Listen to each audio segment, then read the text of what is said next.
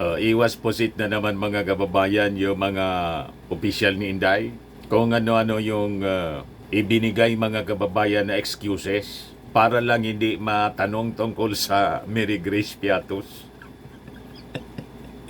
Ngayon kasi po, yung continuation ng investigasyon sa paglusay.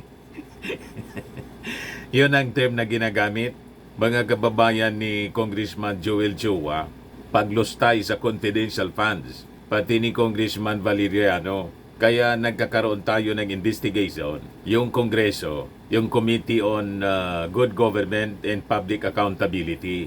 Ngayon, yung mga opisyal ni Inday, yung iba nag-promise na mag-attend, tapos biglang nagka-travel order. Medyo napipikon-pikon na mga kababayan yung mga congressmen.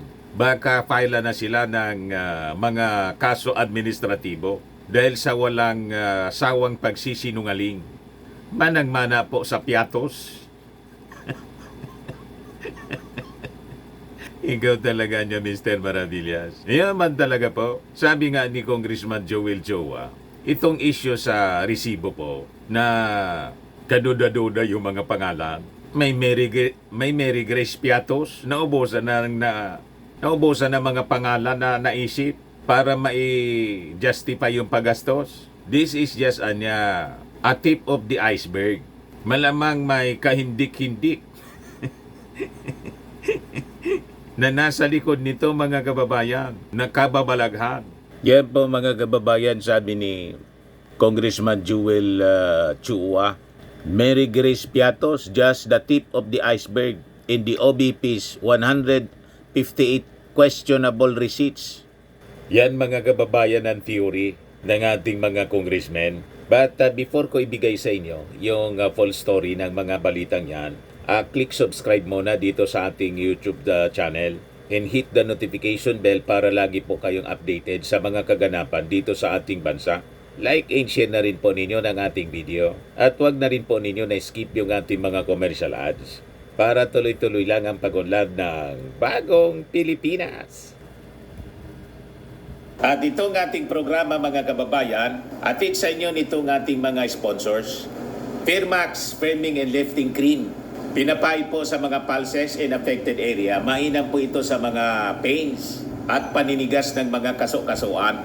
Ito sa mukha naman yung application, anti-aging, Automax po siya. Ito ay Glow Zero mga kababayan. Whitening po siya. Made in South Korea. Ito naman po, Nengxia Red Mix Fruit Drink. Gawa po siya sa goji berry. May anti-cancer properties po siya. At sa mga naghanap po ng malinis and spacious fitness gym, pumunta lang po kayo sa aming Colossal Fitness Gym. May Grab car rental din po kami. At bills payment po sa aming office. At saka sa mga mahilig po sa mga imported bags, manood po kayo sa live selling ni Madam Eileen Rosales sa kanyang Eileen Closet po. Pati mga shoes, ito yung kanya po. Ito yung kanyang page. Kita ninyo, napakagandang mga online selling po siya.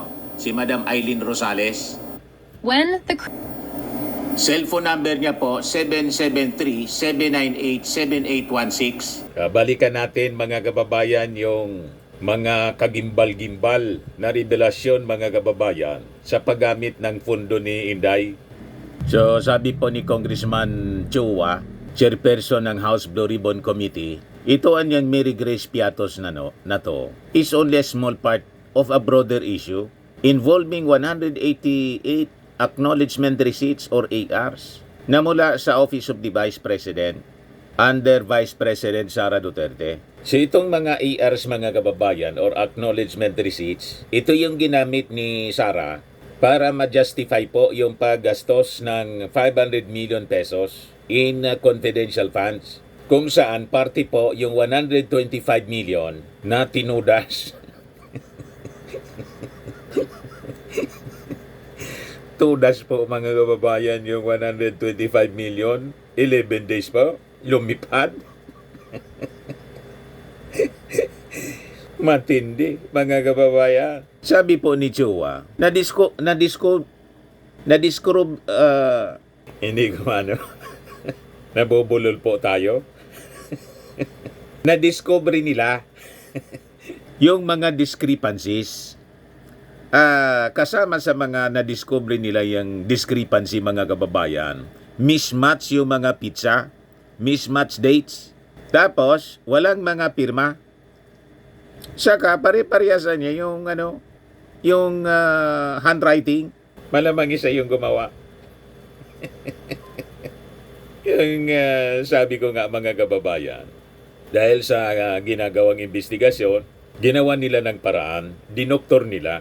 Yan po ang siguradong nangyari. Imagine, pati po si Mary Grace Piatos, pinapirma. Naubusan, mga kababayan, ng pangalan na naisip nilang ilagay. Kaya ganon, alatado masyado po. Kaya nga, ayaw mag-attend kung ano-anong excuses po yung ginagawa sa investigation ng Congress. Kaya napipikon-pikon na. Naubos na yung pasensya ng mga congressmen. May warning na po. Pa-filean daw nila ng administrative cases po. Ito mga opisyal ni Inday. So kawawa po yung mga opisyal ni Inday nadadamay dahil sa instruction at sa kagagawa ng Vice Presidente. Sabi ko nga po, mag-cooperate na lang kayo sa Congress. Kasi pag natanggal kayo sa trabaho at nakulong, kawawa yung pamilya ninyo. Kawawa kayo, kawawa yung pamilya ninyo. Parang si Digong, hindi nakakulong. Yung mga pulis na inutosan niya sa AJK, nakakulong. So, gusto ninyo ng ganon? Kayo yung inutosan lang. Sumunod lang kayo. Pagkatapos, kayo yung nakulong, kayo yung nawala ng trabaho, si Inday, pa-preskon lang. Payag kayo sa ganon? So, kailangan siguro mag-isip-isip po kayo. Ayan ba? Hindi lang yan ang nakita namin sa problema dito. Marami kaming nakitang problema, sabi po ni Congressman Chua, noting that some AR seem hastily produced following a COA Audit Observation Memorandum. Minadali po para ma-justify yung paggastos. Kaya napakaraming butas po. Sabi po ni Congressman Chua, ipapa-examine nila yung mga handwriting, yung mga signatures po sa isang handwriting expert para masuri ng maayos. Sabi naman po ni Representative Pami Zamora, ang dami niya kaming nakitang mali sa mga resibo such as missing dates or signatures. Ganon katindi, mga kababayan. Kaya sabi niya, napakalaking halagaan niya ito, pero ganito na nga lang ang mga requirements, hindi pa maitama. Questioning the reliability of the OBP's financial documents. Yan sabi ni Congressman Joel. Ang theory po namin, parang lumabas ang mga ARs noong nilabasan po sila ng AOM ng COA. Yung liquidation. So because of that, nataranta po sila to justify yung liquidation nila. Nag-produce sila ng maraming ARs. Yung mga stroke po, bagamat iba't iba ang pangalan, pero ang stroke, kung paano pinirmahan, ito ay isa lang. Pati po ang ballpen na ginamit, iisa ang tinta. Medyo highly suspicious po ang mga ARs na isinomite. Nataranta sila, hindi na naisip na mahalata po yung pandaraya nila. Huli sila ngayon ng Kongreso. O ito po yung continuation ng hearing. Medyo napipikon-pikon na po si Congressman J.J. Suarez. Pakinggan natin yung kanyang sinasabi po. Napakahirap po kasing lunukin itong patuloy na pag-i-evade ng mga opisyales na iniimbitahan natin dito. May I just manifest, Mr. Chair, that as we progress, and I hope na we can conclude this committee hearing in the next few weeks, can we also look into the possibility of administrative sanctions against these individuals who continue to defy invitations, subpoenas, contempt orders against these public officials. Malingkod bayan po ito, Mr. Chair. So, binabasa ko po yung mga batas patungkol po sa mga public officials. ay talagang tungkulin po nila yung humarap sa mga ganitong pandinig. At kung patuloy po silang umiiwas, hindi pupunta at hindi dadalo at gagawa ng kung ano-ano mang dahilan, eh sa palagay ko po, Mr. Chair, dapat mapag-aralan din po ng komitibang ito kung ano pong mga kasong administratibo ang pwede pong ipataw sa kanila dahil hindi po ito sumusunod sa alituntunin ng isang lingkod bayan. So that's my short manifestation, Mr. Chair, with regards to Acosta, to Sunshine Fajarda, to Ortonio, and to Mr. Fajarda. So, thank you very much, Mr. Chair. Mr. Chair, short comment lang din, Mr. Chair. Yes, Congressman Manuel. Mr. Chair, dagdag dun sa nabanggit na ating mga kapwa mambabatas.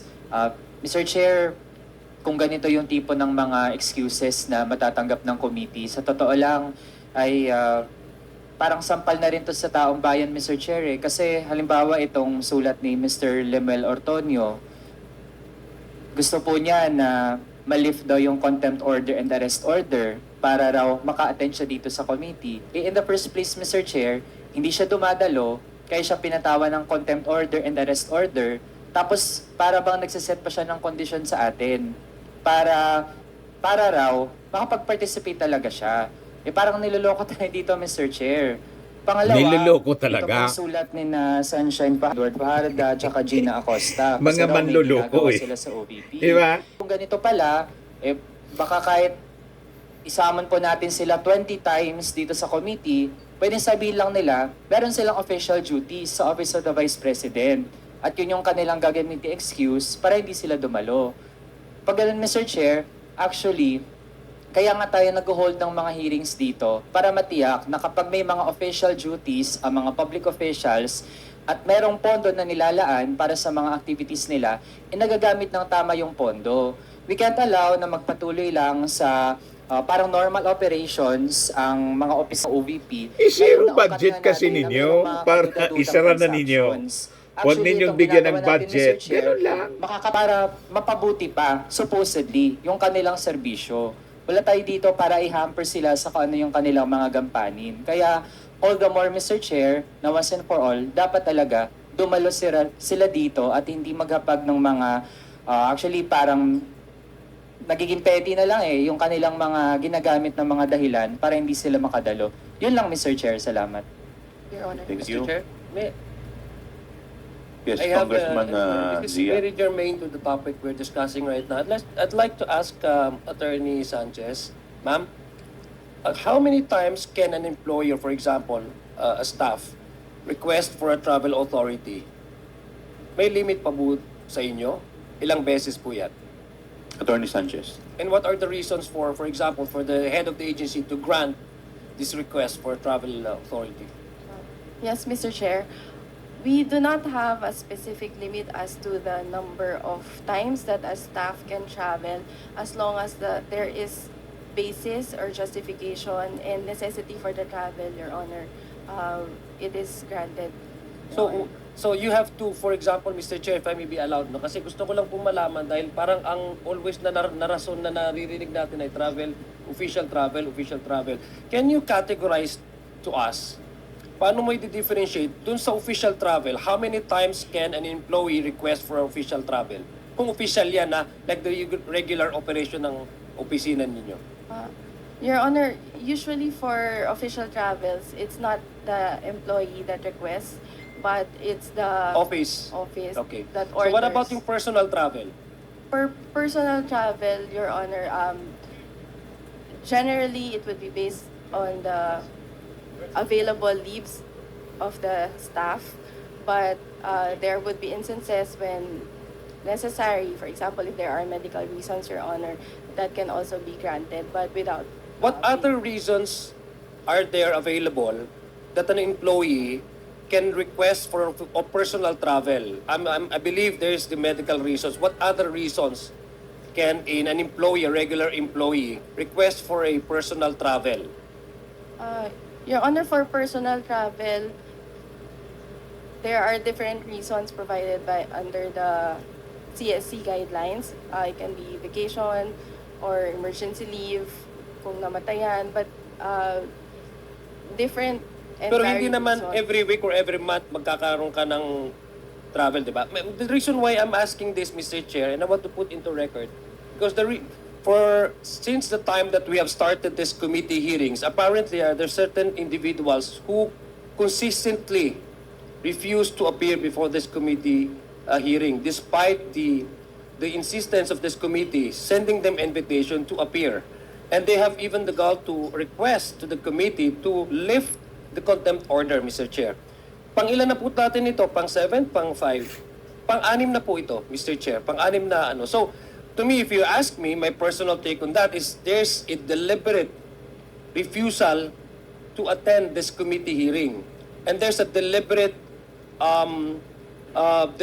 way to frustrate the proceedings of this committee, which to me, gusto kong tanungin, how many times did they send us an excuse letter citing a travel authority? Kasi parang na-abuse na po ito. I think it's time for this committee, maybe, perhaps, to really evolve the way that we receive and accept these reasons. Kasi kailangan na natin, tama nga yung sinabi ni Kong Jill, parang hindi na sila natitinag sa contempt order eh. So we Comsec. don't want to set this example that anybody who does not like to attend, hindi ko alam kung whatever reason, dahil ayaw lang nila sumagot sa committee na ito, ay gagamitin lang nila yung convenient reason na nagkakaroon sila ng travel order, Mr. Chair. Comsec, how many times did they send us their excuse letter that they are on official travel? Your Honor, from the time a subpoena ad testificandum was issued, so and successfully served from November 11 to today, since there's a standing contempt, for the first 4 hearings, they sent position papers stating points that why they are not attending, Your Honor. After that, travel orders na po, Your Honor. It's really bothering, Mr. Chair, because tinanong ko nga, who really approves the travel order?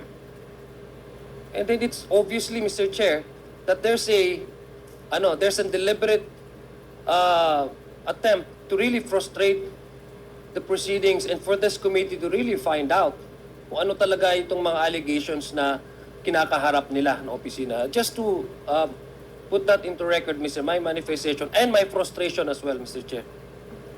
Thank you. The chair would like to recognize Congressman Kit Flores. Mr. Chair, kanina pa tayo dito sa excuses ni na Paharda and since the Chief of Staff already mentioned that they're on official travel, may I know from the Chief of Staff exactly where the travel is of the spouses Paharda? Your Honor, Mr. Chair, as mentioned earlier, I was not able to see the travel authority of these individuals, Your Honor. But would you know where the activities are, supposedly? Where they were sent? Yes, the Office of the Vice President is actually turning 89 years old, Your Honor. I know. Just Yes. give me the place po. I just need the Sorry. place. I'm sorry. We are holding several activities across all our 10 satellite offices, Your Honor. So we have in BARM, we Kaya have... I just need where Paharda and spouses Paharda were. Malinaw ng utos kay Inday. Kung ako sa inyo po, ikasana ninyo po yung impeachment para matapos na ang kalbaryong ito na dala ni Inday sa ating mga mamamayang Pilipino. Ganun lang yon. Siguradong may utos si Inday, huwag anya kayong mag-attend dyan. Walang respeto sa inyo si Inday. Tulad ng kanyang tatay. Kinakamuti kayo, napakalinaw. O ngayon, yung proposal kanina, nabanggit kanina ni JJ Suarez na mag-file ng administrative case laban dito sa mga empleyado ni Inday, mga opisyal ni Inday, gawin na po ninyo. Diretsuhan ninyo. Pag hindi po, pagtatawanan kayo ng mga Duterte. Worse, may mga kaalyado pa sila sa Senado. Gustong ibalik yung budget ni Inday na 2.2 billion. Di ba? Balikan natin mga kababayan. Sent today. Oh, but Your Honor, I cannot answer that Who can answer it among the OVP people present? Attorney Sanchez? Lantarang panluloko po. Mr. Chair, I have not seen the travel orders. So you don't know where these people went? You just disappeared or something? I have not seen the travel orders. Can you call but- the HR? Yes. Where is the activity now? Exactly what city, what town? Because this is my suggestion. The Sergeant at Arms is here. He coordinates with the Chief of Police of the town where they're holding the activity. Then enforce the contempt order. Tapos, di ba? Para kanina pa tayo eh. Thank you. Pwede po bang maibigay ninyo sa amin yung exact location ngayon ng activities? We will check, Mr. Chair. Okay, thank you po. Now, just to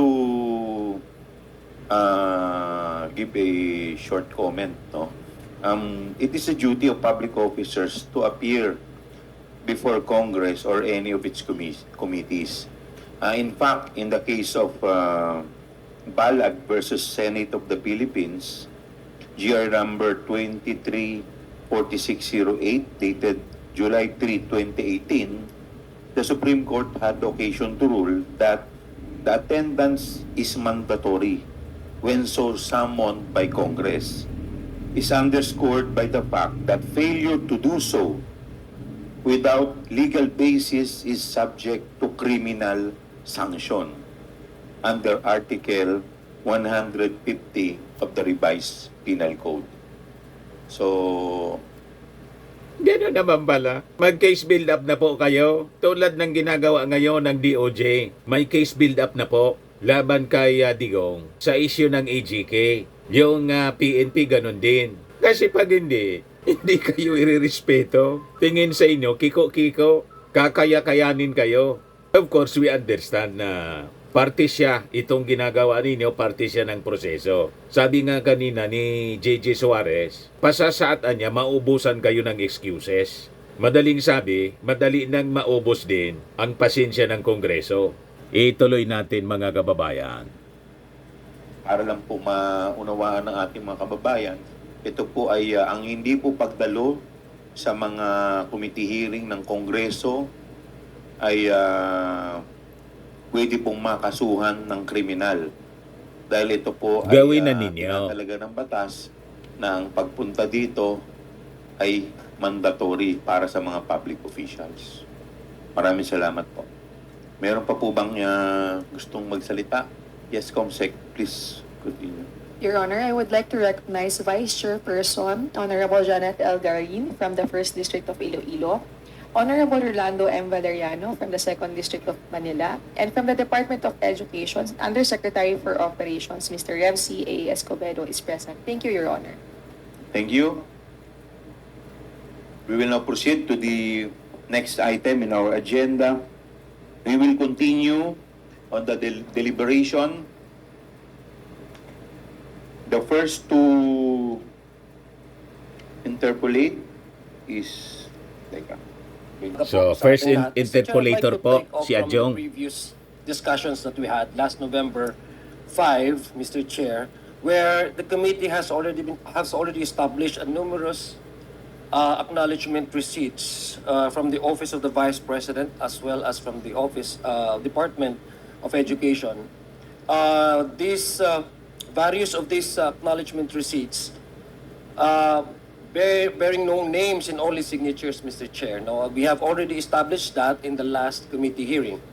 There were even acknowledgement receipts, Mr. Chair, with names that repeatedly, hindi lang dalawang beses, even thrice, tatlong beses pong nag-a-appear ito sa mga sets of acknowledgement receipts. May mga acknowledgement receipts din, Mr. Chair, na pare-pareho ang pagkasulat. At yung iba, pare-parehong tinta ng kanilang ballpen na ginamit. Na there have been numerous other observations, Mr. Chair, which lead this committee and at least this representation to believe na meron talagang questionable yung processes at mukhang gawa-gawa yung itong mga acknowledgement receipts na ito, Mr. Chair. So since we started discussing about the acknowledgement receipt, Mr. Chair, there were numerous inquiries from the public asking me kung how important is this acknowledgement receipts are. So, pag-usapan po natin yon, and I think this is part of my manifestation before I go on proceed with my questions, Mr. Chair. ang mga acknowledgement receipts na po ito ay isinumite ng Office of the Vice President at the Department of Education bilang documentary evidence of payment for the supposed expenses using confidential funds, Mr. Chair. For the record, and to answer the public, Mr. Chair, yung buong kabuuan po ng confidential funds ng Office of the Vice President, totaling 500 million pesos, as well as the confidential funds of the Department of Education, totaling 112.5 million. These amounts were liquidated, Mr. Chair, solely through the acknowledgement receipts, totaling with a grand total of 612.5 million of these public funds utilized, na ginamit na ang binigay lang sa COA as a justification for the utilization of these confidential funds ay yung acknowledgement receipts na marami ho tayong nakita in the previous hearings na medyo questionable.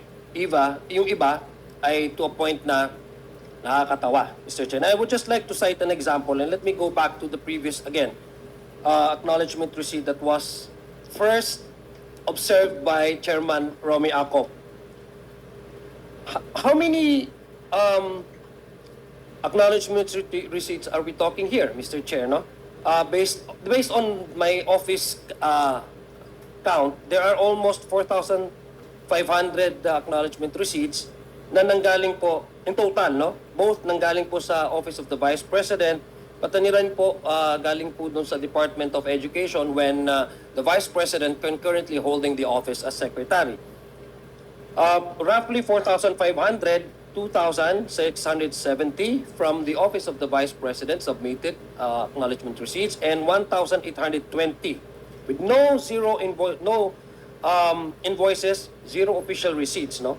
Lahat po ito acknowledgement receipts na walang attachment of proof of identity, no? Or the existence man lang na yung supposed recipients nito ay buhay or totoong tao. So this is what we find out during the previous committee hearings, and this is what I think the observation of this representation would like to find out. May I again, let me go back to the previous discussion that we had at nagkaroon din ito ng national traction. May I request COMSEC to please flash the first acknowledgement receipt that was noticed by Chairman Acop. Ayan po, Mr. Chair. Yung Mary Grace Piatos, no? Isa po yan sa mga acknowledgement receipt na naisumite sa Commission on COA, Commission on Audit, na alam naman po natin na yung pangalan na Mary Grace ay isang restaurant, yung Piatos ay isang chichirya. No, if you ask me, medyo questionable kung meron pa talagang taong nagngangalang Mary Grace Piatos. Now, we could not find out whether this Mary Grace Piatos is indeed a person or alive because there's no corroborative attachment to it other than the acknowledgement receipt na receive natin, ang pirmado niya. So, Mr. Chair, this prompted, Mr. Chair, in fact, some of the members here, and I guess members who came out with a, yung pabuya na kung sino man ang makakapagturo, Mr. Chair, sa taong ito na buhay, we are willing to provide 1 million pesos as a reward for anybody who can point to us whether this Mary Grace Piatos is indeed a person and if she is really around, alive, no, Mr. Chair. Also, as Mr. Chair, another observation that I want to ask, I think it was also already mentioned during the previous hearings, that there are names appearing in both the acknowledgement receipts from the OVP and as well as from the Department of Education. Pero may isang pangalan na nag-stand out sa akin among all the acknowledgement receipts na sinumite nila. So, Mr. Chair, just to maintain the confidentiality of the activities, assuming there were any such activities, Mr. Chair, I would just like to show to you the signature of this particular acknowledgement receipt which I noticed, Mr. Chair. No? May I request our COMSEC to flash the second. Yan po. Ito po yung acknowledgement receipt. Galing po yan sa Office of the Vice President. Yung set po na sinubmit. Gusto ko lang pong tanungin ang ating ang COA. Mr. Chair, is Ms. Camora present? May we know if Here? representative from COA is present? Attorney Camora? Saan? Comsec, can you please flash the... You have already taken your oath, man, no? Kasi several times ka naman umattend, no, Attorney Camora? Tama po ba? Yes. Can you... yeah, Attorney please. Camora, please answer. Yes po, Mr. Chair. Nakita niyo naman po itong ano, no? Acknowledgement receipt, no? Yes po, Mr. Chair. Sa palagay niyo, nababasa niyo po ba yan, yung pangalan dyan? It's, I think, Kokoy Villamin po. Yeah, Kokoy Villamin received on, ano ba yan, 9, no? September 17, 2023, no? So, itabi lang po natin yan for the meantime. And I'd like also to show you another acknowledgement receipt, this time from the Department of Education. Mr. Chair, can I ask COMSEC to, yes. On the left side, with black ink, that's from the OVP. On the other side is from DepEd. Okay, pakibasa po yan, yung pangalan din po dyan sa DepEd.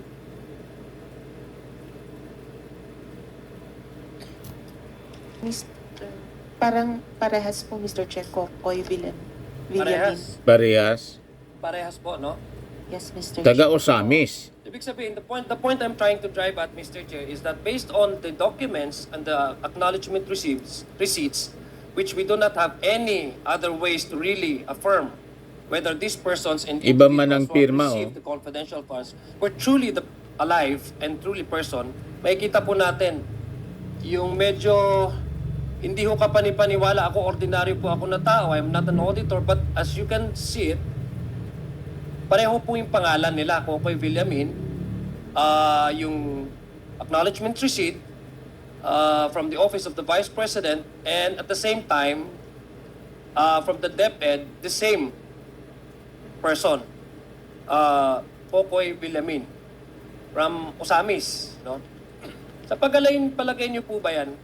Kung titingnan po natin, Mr. Chair, sa palagay natin, common ba yung pangalan na, Mr. Chair, Ms. Camora, yung pangalan na Kokoy Villamin? Mr. Chair, parang hindi po since hindi, para siyang nickname yung Kokoy po. So, masasabi niyo po ba as a head or nag-audit ng Intelligence Confidential Funds Audit Office, masasabi niyo po ba na isang person yan? Pwede po, Mr. Chair. Pwede? Pwede po. Pwedeng isang person, no? Is it just a coincidence that the same two offices heading by the same person submitting to you the same acknowledgement receipts can encounter two persons? How unlikely would that be? Two persons with the same name, bearing the same spelling, same last name, with the same first name. Posible po po yan? Medyo likely less possible. Yeah, I think po. it's highly unlikely, Mr. Chair, na yun po yung mangyayari, no? Kung titingnan niyo po ba yan, Ms. Camora, yung sulat po ba dyan pagkapareho? Hindi po. I think it's very obvious, Mr. Chair, that the signatures, Mr. Chair, on the acknowledgement receipt submitted by the Office of the Vice President is quite different from the acknowledgement received by the Department of Education, no? Parehang pangalan pero mukhang magkaiba ang tinta. Mr. Chair, this is just one of the examples that we have received, no? From the office from the COA, no? Yung sinabit po nilang acknowledgement receipt, Mr. Chair. Now, is it true, Mr. Chair, that I'd like to ask Attorney Camora, is it true, Mr. Chair, na magkaiba po yung auditor dun sa OVP at saka the same sa Department of Education? Yung Parang yung that time po. yung resident auditor po nila, magkaiba po, no? Yes po. Oh, Yung magkaiba. resident auditor, Yes, magkaiba. definitely magkaiba po. Kasi kung isa po yung auditor nito, I think malalaman po nila ito and they will be flagged, no? Kung bakit magkaparehong pangalan and magkaiba yung signatures. Exactly the same spelling and exactly the same family name. Tama po ba? Tama po, Mr. Chair. Okay, thank you very much.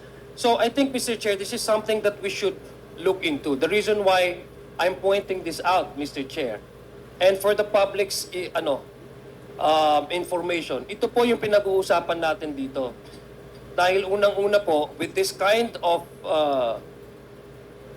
itong pag-aabuso sa ganitong proseso ng pag-audit na ibibigay lang po nila is acknowledgement receipts, it gives us so many, it provides us so many, and it opens up so many floodgates of questions, which I believe, yun yung pinaka-importante po na masagot.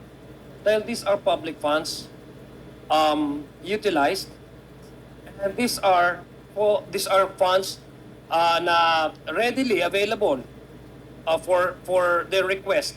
Tapos ganito yung nakikita nating mga reports nila at saka yung pag-acknowledge ng kanilang pag-utilize ng kanilang pondo. It's very obvious, Mr. Chair, na hindi lang po si Mary Grace Piatos ang nakita po nating questionable. Nakikita din po natin na may mga acknowledgement receipts, Mr. Chair, na pare-pareho yung pangalan, na magkakaiba yung date, na magkakaiba yung kanilang pirma, Mr. Chair. So it begs the question now, how do we be able to supply answers to this question? But even if we ask COA here, mayroon bang attachment na sinubmit sa inyo to verify whether this was given as a way to purchase information, or is it a reward payment for an information that is relevant to the activity of the Office of the Vice President or the DepEd in relation to confidential funds? Kasi magkaiba po yan eh. Mr. Chair, acknowledgement receipts po ang sinubmit nila, and Acknowledgement receipt po, ano po yan? That's the payment for information, purchase of information, or Both yung po. reward? Both po, Mr. Chair, acknowledgement receipts ang sinubmit nila for both information and rewards. It's just that sa rewards po, may additional requirement lang po kami hiningin. Yeah, but unfortunately, some of these acknowledgement receipts were not supported by a certificate of success. Hindi ho ba? Kasi magkaiba po yan, Mr. Chair. Pag yung purchase of information, regardless whether this information are useful or not, talagang bibilin mo lang yan. Diba? But the reward and payment for the information, dapat po yan may certificate of success. Hindi ho ba? Doon sa agencies po na pinagpartneran, for example, ng inyong opisina, tama po ba yun na Attorney Camora? Tama po, Mr. Chair. And all of these acknowledgements receipts were being supported by the certificate of success? Mr. Chair, yung sa rewards lang po. Yeah, but on not all of this, in this particular case na sinad ko po sa inyo, are you familiar with this kind of acknowledgement receipts? Or have you came across this particular questionable acknowledgement receipts? Yan po yung mga na-review namin dati, although at that time, Mr. Chair, wala naman po sa Yeah, namin na that's why you have issued yung observation memorandum ninyo. It's precisely because they have failed to at least provide you the attachment to verify or at least to authenticate that indeed these funds that were used for a reward or payment of reward were not substantiated by a certificate of success. Tama po ba? Yes, Mr. Chair. So again, Mr. Chair, begs us the question, gaano kalala yung pag-aabuso dito sa confidential funds? I think we have just started unearthing all of these problems and all of the questionable acknowledgement receipts. I think this is just the tip of the iceberg, Mr. Chair. If we go deeper into this, mukhang widespread po ang nangyaring pag-aabuso sa pondo po ng ating gobyerno, Mr. Chair, insofar as the utilization of confidential funds is concerned on both the Department of Education and the Office of the Vice President. Hindi lang ho si Mary Grace, ang sabi ko nga po, hindi lang ho si Mary Grace Piatos po ang questionable dito. Meron din pong mga pangalan na pare-parehong nag-a-appear po on both acknowledgement receipts, Mr. Speaker, coming from the Office of the Vice President as well as from the Department of Education. Mr. Chair, just a manifestation, and I believe there are questions relating to this that my colleagues would also like to ask the COA, and I would yield to my colleagues to further inquire kung paano po ito nakalusot at saka ano po talaga yung nature ng pagbibigay ng acknowledgement receipts, which I believe, to my mind, Mr. Chair, is open to abuse, Mr. Chair. And yung process po ng pagganito, kung ganito, if we allow this to continue on, talagang maabuso at prone talaga po sa mismanagement ng pondo na binibigay po sa mga ahensya. Particularly, Mr. Chair, ito pong discussion natin ng utilization ng confidential funds ng Department of Education while the Vice President was still holding as the agency as the Department Secretary. Marami pong salamat, Mr. Chair, and thank you, Attorney Camora. Sa mga naghanap ng malinis and spacious fitness gym, pumunta lang po kayo sa aming Colossal Fitness Gym. We also offer Grab Car Rental with our brand new 2023 model ng Toyota Innova. We also accept booking for those who are planning to travel via PAL, Cebu Pacific, and other airline companies, local and international, and bills payment for Meralco Bills, PLDT, Aleco Bills, etc. Ang Colossal Fitness Gym is located at 3rd floor Security Bank Building, Landco Business Park, Legazpi City, Albay. For inquiries, look for Chilon Maravillas. Contact number 0966-802-0949. Yan yung aming Innova. Lagi na pong matao sa amin. Pati mga foreigners po, tingnan ninyo. Mga British tourists sila. Ang lalaki ng katawan na, mga kababayan, nag-gym sa amin. Ito naman po, Indian National. Ito mga mga European sila. Ito naman yung bago naming product na binibenta online, iGlow Serum. Whitening po siya galing sa South Korea. Tingnan ninyo yung epekto sa aking anak na architect entrepreneur, Riz Maravillas. For inquiries, look for Riz Maravillas on FB. Ito naman po, Firmax Firming and Lifting Cream. Pinapahid po ito sa mga pulses and affected area. Mainam po ito sa mga pains at paninigas na mga kaso-kasuan. Ito po, Automax Radiant Serum. Sa mukha naman yung application. Anti-aging po siya. You will look 10 years younger than your age. Sa mga cancer patients naman po, baka lang gusto ninyo itong itry. Nengxia Red Mix Fruit Drink. Hindi man po siya gamot, food supplement siya. Kaya lang, gawa siya mga kababayan sa goji berry. Yung goji berry may anti-cancer properties. Yung mga inquiries ninyo, dumiritso na lang kayo sa aming messenger sa Facebook para masagot namin agad. Ayos po, ako po si Dante Maravillas. Bye-bye. God bless.